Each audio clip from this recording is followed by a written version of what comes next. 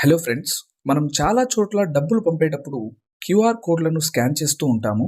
So ఆ QR కోడ్లు scan చేసేటప్పుడు కొన్ని జాగ్రత్తలు పాటించాలని నిపుణులు అభిప్రాయపడుతున్నారు. ఆ జాగ్రత్తలు ఏవో ఈ వీడియో ద్వారా తెలుసుకుందాం. అంతకన్నా ముందు ప్రతి ఒక్కరూ మన ఛానల్ను సబ్స్క్రైబ్ చేసుకోండి. ప్రభుత్వం నుంచి వచ్చే ఏ చిన్న అప్డేట్ అయినా మీకు అందరికన్నా ముందు తెలియజేయడానికి ప్రయత్నిస్తాను.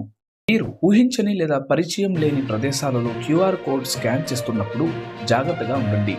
లింకుల ద్వారా క్యూఆర్ కోడ్ని స్కాన్ చేస్తున్నప్పుడు యూఆర్ఎల్ని గుర్తించండి. మారిన అక్షరాలు లేదా తప్పు అక్షరాలు ఉంటే జాగ్రత్తగా ఉండండి. ఇంకా రెండవది, ఈమెయిల్ లేదా టెక్స్ట్ మెసేజెస్లో వచ్చిన క్యూఆర్ కోడ్ని స్కాన్ చేయవద్దు. ముఖ్యంగా ఎవరైనా వెంటనే చేయమని పట్టుబడితే అస్సలు చేయకండి.